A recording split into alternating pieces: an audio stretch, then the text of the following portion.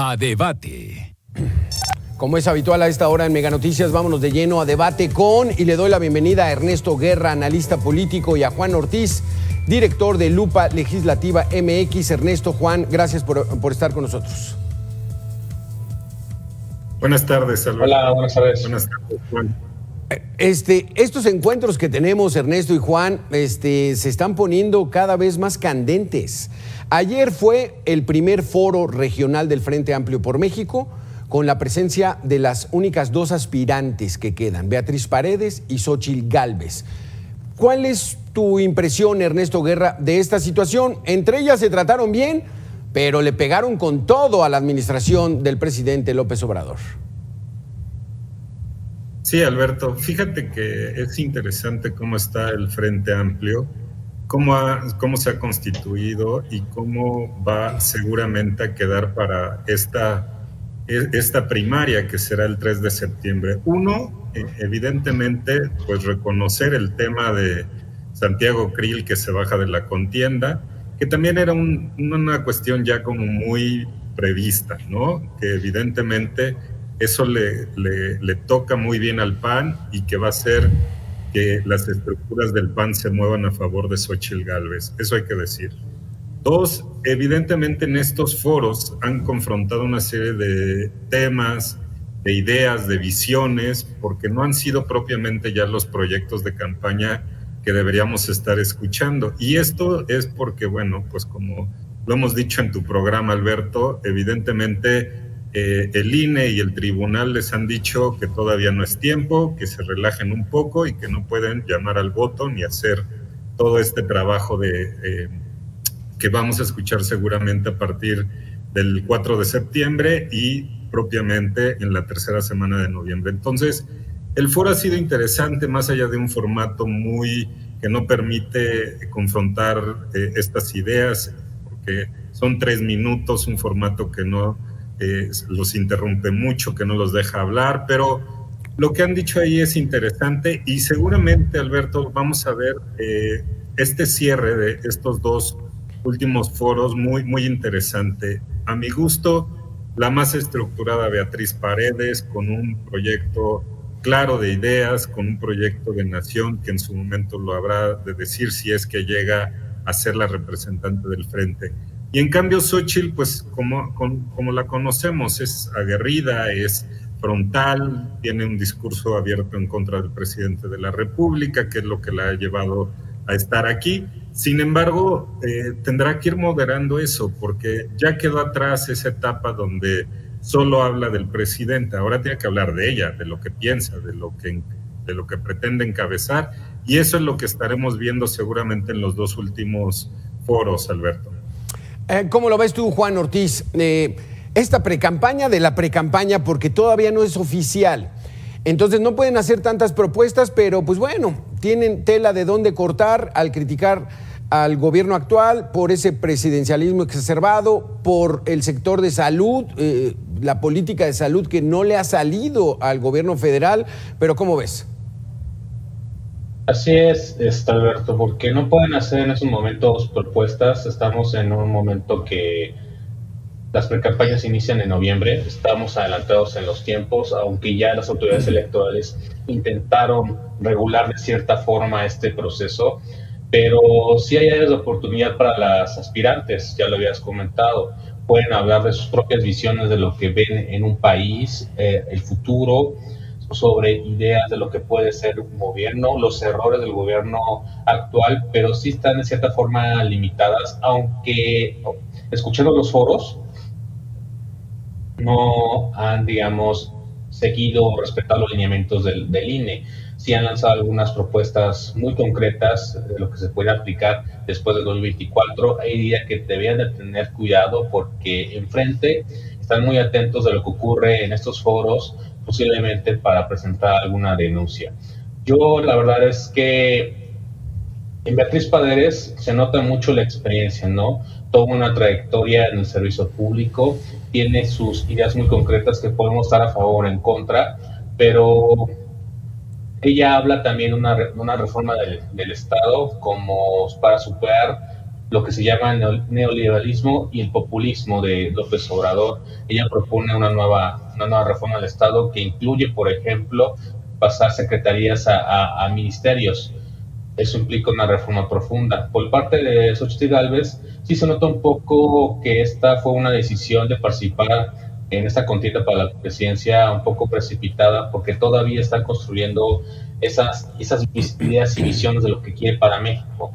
Entonces ahí también tiene que trabajar esa parte y tener mucho cuidado de lo que dice, porque en los últimos días ha dicho algunas cosas que sí la han metido en aprietos, y también cuidar un poco de lo que dice del PRI, porque al fin y al cabo PAN, PRI y PRD son aliados. No puedes estar atacando a tu aliado aun cuando pudieras tener razón. Entonces hay que tener cuidado en esa parte. Ernesto, te preguntaría, la declinación de Krill hacia Xochitl Gálvez el lunes pasado prácticamente obliga al presidente a decidirse por una mujer en la elección presidencial? Muy buena pregunta, Alberto. Sí, creo que López Obrador quiere pasar a la historia por dos temas. Uno justamente es de dejar a la primera presidenta mujer.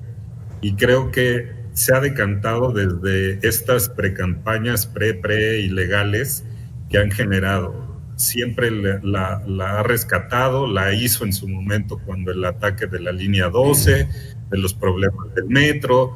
No hay duda, pues, que la simpatía y quizás hasta los afectos los tiene Claudia Sheinbaum por parte de Andrés Manuel López Obrador. Eso ha generado incluso los conflictos internos dentro de las latas famosas. Ahí está la denuncia, ahí nace el tema de Marcelo Ebrard, ¿no? De no respetar acuerdos, de que las secretarías de Estado, algunas, se han decantado a favor de Claudia Sheinbaum, que hay una campaña en contra del propio Marcelo, que las gobernadoras y los gobernadores han generado este favoritismo, ¿no? Diciéndole a Claudia, tú serás, y su apoyo, cuando los propios acuerdos del Consejo Nacional de Morena habían dicho que no se metieran y que no había la posibilidad de estas simpatías. Lo cierto es que, al igual que el Frente Amplio por México, las corcholatas tampoco han respetado sus acuerdos internos de lo que el tribunal le llamó este proceso político. Es decir, ninguno de los dos, en su caso, ha ni respetado lo que dice la autoridad electoral, ni sus propios acuerdos internos. Por eso la molestia, pero no hay duda, creo que la candidata preferida de Andrés Manuel López Obrador se llama Claudia Sheinbaum. La tiene ahí, por eso Marcelo se ha molestado y ha amagado justamente con el tema de salirse o no de incluso de Morena, ¿no? Este coqueteo de pronto con MC, que MC, por cierto, hay que decirlo, también está jugando un papel interesante, pero eso, si quieres, ahorita lo analizamos más adelante, Ernesto, porque ya dijiste que, pues bueno, Marcelo Ebrard, ya que ni lo sueñe, pero ya Dan Augusto, Juan Ortiz, ese también parece que queda fuera. Vamos a hacer una pequeña pausa de 2 minutos y regresamos con este cuestionamiento, Juan. Volvemos. Gracias, Ernesto Guerra, gracias, Juan Ortiz. Juan, entonces, ya nos dijo Ernesto que, pues bueno, Marcelo Ebrard, pues prácticamente que ya está marginado de la pelea por ser el candidato de Morena, pero Adán Augusto, muchos decían, Juan, que Adán Augusto iba a ser porque el presidente ni con melón, ni con sandía, ni con Sheinbaum, ni con Marcelo, y que finalmente se le iba a dar a Adán Augusto López. ¿Qué opinas? El papel de Adán Augusto siempre ha sido, digamos, por un lado, un tema de circunstancias, porque en política no todo está decidido. Digo, por ejemplo, hace unos 3 meses nadie apostaba por Xochitl Gálvez y hoy está posicionándose muy fuerte. Adán Augusto tiene ese papel como un tipo de plan B, pero también tiene otro papel, que es el de restarle puntos a Marcelo Ebrard y también por ejemplo, a Noroña y Ricardo Monreal. Entonces, también es el hombre de confianza de López Obrador. Simplemente yo creo que está en ese papel para apoyar a Claudia Sheinbaum, y en algún momento igual podemos prever que pudiera declinar a favor de ella, solamente en el caso que se reducea la brecha entre Claudia y Marcelo.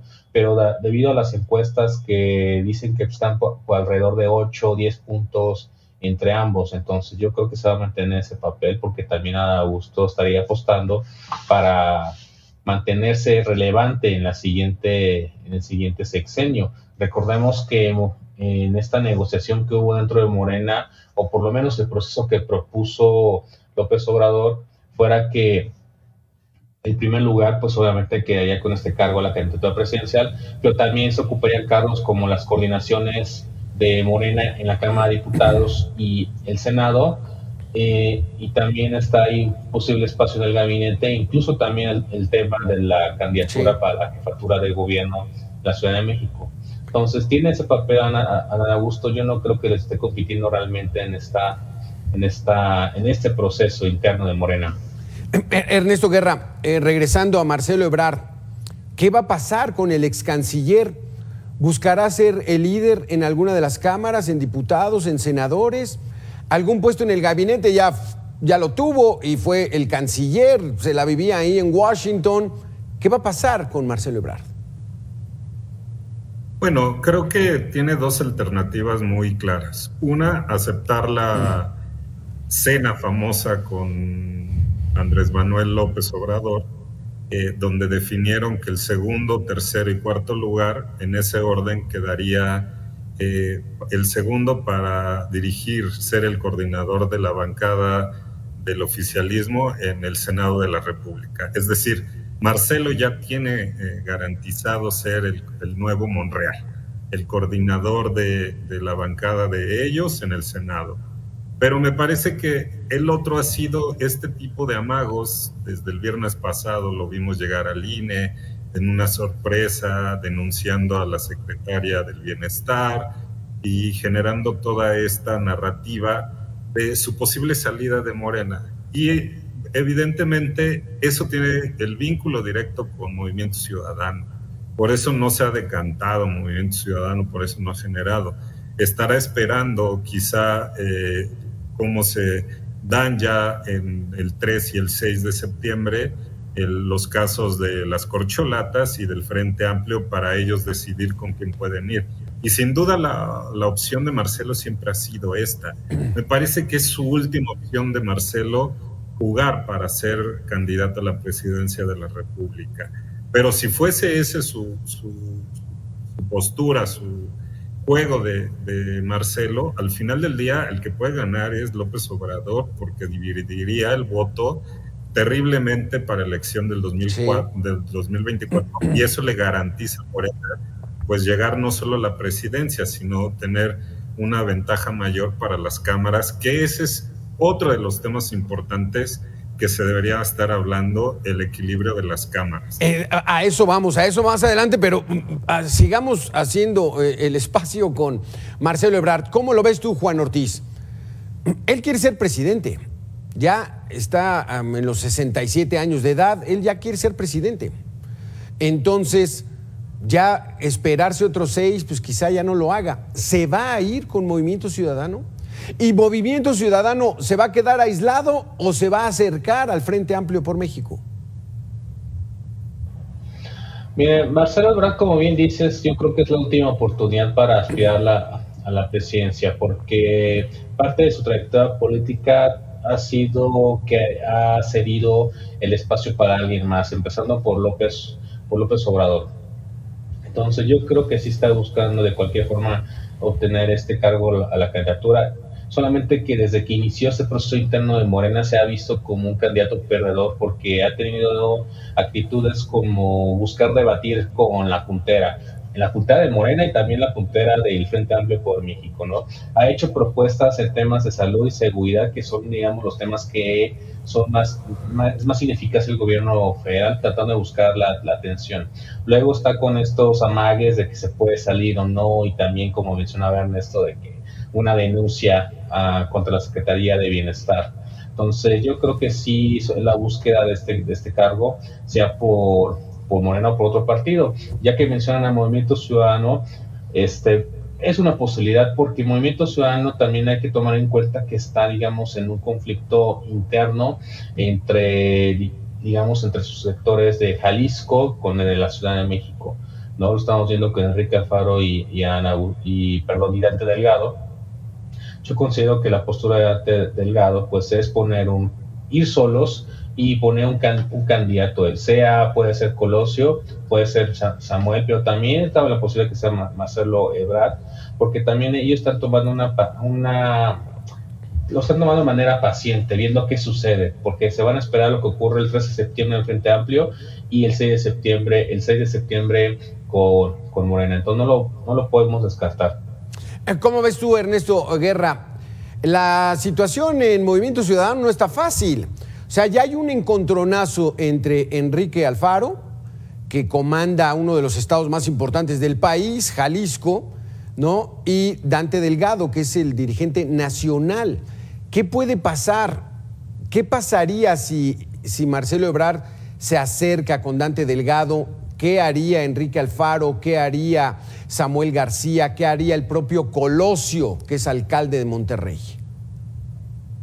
Bueno, importante pregunta, Alberto. Lo primero es que diría yo, ni Colosio ni propiamente Samuel han dicho sí a la candidatura o a la posible aspiración, porque Samuel García no quiere repetir los errores del Bronco, eso es cierto, y adelantarse. Y Colosio ha dicho, a lo mejor sí, con el Frente, en una amplia coalición, en tener todas las posibilidades, digamos, para poderle competir verdaderamente a Morena y al oficialismo. Entonces, esa es la primera consideración. La otra es Alfaro. Alfaro era la joya de la corona hasta ayer y el día de hoy, cuando hace estas declaraciones que parecen separarse de Dante Delgado y de MC.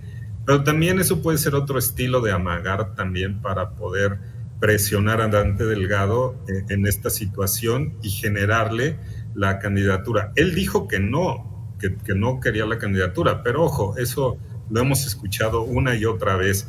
A ver, lo cierto es que MC tuvo un gran acierto, pero también le puede costar mucho. Su gran acierto fue no entrarle a una pre-campaña ilegal.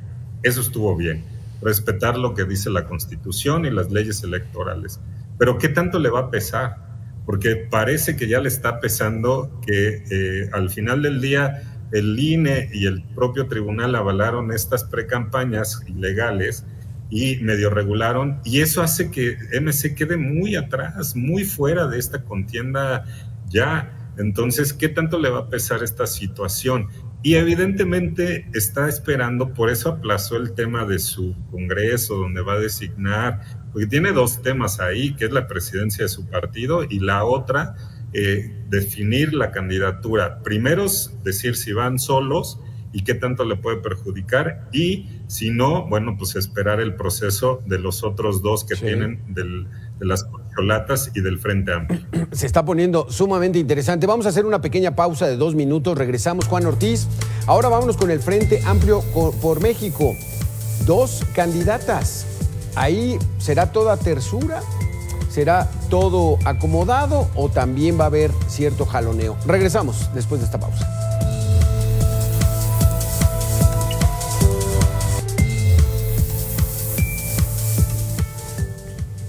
El PRI podría haberse chamaqueado al PAN y Xóchitl Gálvez no tiene seguro el triunfo del Frente Amplio por México. Así lo considera el escritor y periodista Jorge Cepeda Patterson en entrevista aquí con Mega Noticias. Las personas que participaron van a tener que ir a una urna y decidir por quién votan. Le va a implicar al votante tener que movilizarse. No va a estar en la esquina de su cuadra, pues. Y se dieron cuenta que el PRI era muchísimo más hábil para movilizar y llevar a la gente a esas urnas que el voto por Xóchitl, que en gran medida pues es el de un simpatizante más laxo y que podría quizá no movilizarse ese día de la votación. Beatriz Paredes sí tiene una posibilidad real por el caprichoso sistema de elección. Quizás sí el PRI chamaqueó al PAN. ¿Cómo ves, Juan Ortiz? ¿Tiene posibilidades Beatriz Paredes? ¿Chamaquearon al PAN los colmilludos del PRI? ¿Qué opinas? Yo considero que no, porque las propias reglas, si bien se hicieron por parte de los partidos políticos, también participó el comité organizador, que está conformado, sí, por partidos políticos, pero también por parte de la sociedad civil. Ahí más bien lo que va a pasar es que, por ejemplo, el tema de la encuesta, Xochitl Gálvez tiene la ventaja, pero ya como mencionan en el tema de la elección, obviamente los partidos políticos, pero principalmente el PRI, van a tener una ventaja por un tema de las estructuras partidistas, porque, quiero o no, eso es su experiencia, eso es lo que se dedican, y ni modo que no, digamos que no, que eso se va a ver reflejado en ese día. También tomemos en cuenta que ha habido poca difusión de este proceso, no como uno lo esperaba, así que se va a necesitar un gran esfuerzo para movilizar a la sociedad civil como a la ciudadanía en general, pero también ese es un reto, o sea, toda la gente que no está afiliada y participó, también es parte de esta responsabilidad ciudadana, pues de hacer ese esfuerzo para salir e ir a votar, ¿no? Más allá de que se chamaqueó o no, cada quien va a aprovechar sus ventajas. Sí. Aquí te quisiera yo preguntar... Te quisiera yo preguntar, Juan, perdón por la interrupción, tú que sigues mucho las redes sociales y que Lupa Legislativa tiene muchísimos seguidores, muchos retweets, muchos comentarios, Xochitl le va muy bien en las redes y Beatriz no tiene participación. Ahí sí, Xochitl Gálvez tiene muchísimo apoyo en redes sociales, principalmente en Twitter, pero fíjate que Beatriz Paredes también lo tiene, pero más en Facebook. Ahí yo creo que el llamado es de que toda esta simpatía digital que hay se pueda ver reflejado en la movilización. No sé si ha tocado en el tema, pero son 3 millones de registros. Eso es mucho más de lo que juntan los 3 partidos, PAN, PRI y PRD, que juntos tienen 2.5 millones de afiliados. Y los registrados en la plataforma son 3 millones. Yo creo que desde ahí hay una victoria por parte de la ciudadanía y sociedad civil, pero ahora viene otro reto, que es movilizarse, que no es cosa fácil porque, digamos, este es un proceso inédito y apenas están empezando, y este es el primer caso en donde se convoca a la ciudadanía y sociedad civil en participar en un proceso así. Antes no se había dado, antes era una decisión de las cúpulas partidistas. ¿Cómo lo ves tú, Ernesto Guerra? Sí, yo coincido con Juan. No creo que se lo hayan chamaqueado, pero a ver, lo importante de este gran ejercicio, ya que logramos pasar que es ilegal, ahora veamos el lado bueno de esto. Y primero tienes razón, Juan, se juntaron 3 millones de firmas de apoyo. Eso significa que de ese gran ejercicio decían que por lo menos el 60% era de ciudadanos, es decir, lograron hacer un lado las estructuras partidistas, y ese es el mérito del Frente Amplio por México. Eso hay que señalarlo, hay que celebrarlo. Nos hubiera gustado que el comité organizador fuera más transparente en una serie de cosas más, pero bueno, se le ha pedido en redes sociales, se le ha dicho que tuviera la claridad de hacerlo, pero no importa, el ejercicio debe ser ciudadano. Y ahora lo que implica para el Frente es que replique este mismo ejercicio para las 9 gubernaturas, para lo local, para lo inmediato, porque si no, esto no va a tener un fin, es decir, no se va a cumplir el objetivo de que sea verdaderamente ciudadano. Y si no, entonces sí va a implicar que de verdad las estructuras partidistas nos han ganado. Y de lo que se trataba cuando nació esta idea del Frente es que se involucrara la decisión a las personas. Y la ciudadanía puede ir a votar y puede manifestarse, estos 3 millones, y eso va a ser un ejercicio sin duda inédito, más allá de lo ya ilegal que ya comentamos. Sí.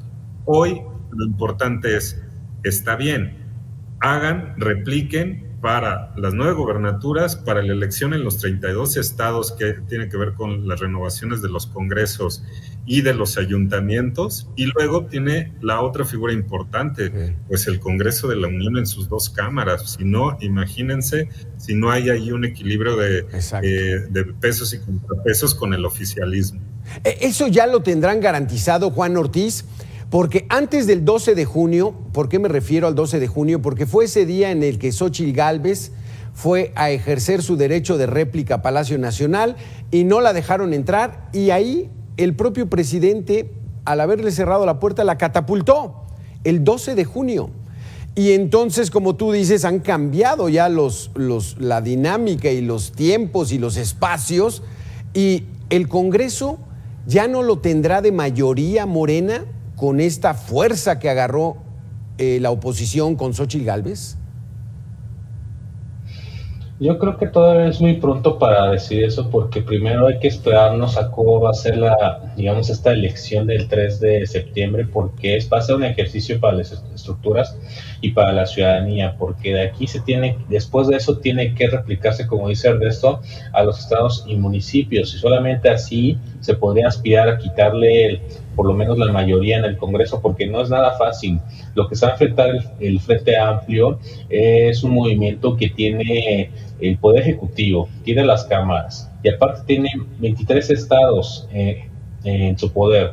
Entonces eso no es sencillo de enfrentar, y va a necesitar todo el apoyo de todos los sectores que se puedan aglutinar en torno al aspirante que sea elegida, para que tenga esa posibilidad, ¿no? Como dices tú, Ernesto, todos estamos enfocados en la elección presidencial, pero las cámaras, ¿cómo lo ves tú? ¿Crees que ya con esta fuerza que está alcanzando la oposición puedan quitarle esa mayoría abrumadora que pretendía tener Morena antes del 12 de junio? Esperemos que sí. Recordemos que el Frente Amplio trató de regular dentro de lo ilegal una especie de convenio y que registró ante el INE, por cierto, ya avalado por el Tribunal Electoral. Y eso estuvo bien, porque eso le va a dar el pie para hacer una coalición electoral ya propiamente. Y dentro de esa coalición electoral, de acuerdo a la LEGIPE y a la Ley General de Partidos Políticos, le va a permitir al Frente Amplio decidir si va a una coalición total, es decir, de los 300 distritos electorales de nuestro país, o una coalición parcial que puede ir por lo menos en 250. Y eso va a estar bien, eso le va a permitir al Frente, ojalá sí lo estén viendo, yo quisiera pensar que eso ya está acordado, que evidentemente pudieran competir en 250 distritos para poderle verdaderamente competir a la otra coalición, a la de Juntos Haremos Historia, donde va Morena, el Verde y el PT. Entonces, eso va a generar un equilibrio. Pero lo otro, bien lo decía Juan, pues son las 9 gubernaturas. Recordemos que de estas 9 gubernaturas, por lo menos Yucatán siempre ha sido un bastión importante del PAN, eso tiene que replicarse. La otra es Guanajuato, dentro de esta cuestión. Interesante será la Ciudad de México, Puebla, por ejemplo, que se va a generar también y que hemos tenido ahí los precedentes. Es decir, creo que el Frente Amplio tiene que ver lo local, pero lo otro importante es las diputaciones federales y las senadurías, para que haya justamente este equilibrio y no permitan que el oficialismo gane las 2/3 partes del Congreso. Exacto. Porque si no, ahí sí ya nos meterían un brete de la reforma a la Suprema Corte, bueno, al Poder Judicial de la Federación. Eso implicaría la elección de ministras, ministros, lo que han querido hacer de su famoso plan B en materia electoral y un chorro de ocurrencias más, ¿no? Juan Ortiz, ¿tú cómo ves? ¿Cambió la situación con ese 12 de junio, ese portazo en la cara a Xóchitl Gálvez? ¿Se han robado los reflectores, los del Frente Amplio? ¿Así lo consideras? Tienes 30 segundos. Sí, por supuesto, incluso en las propias mañaneras, todos los analistas y voceros de la presidencia y el oficialismo están hablando del Frente Amplio. Tuvo un desliz Xóchitl Gálvez el antepasado foro y los medios oficialistas están enfocados en eso, entonces toda la atención está sobre esto y yo creo que sí va a impactar. Exactamente. Muchísimas gracias, Juan Ortiz, director de Lupa Legislativa MX. Sígalo en Twitter, por favor.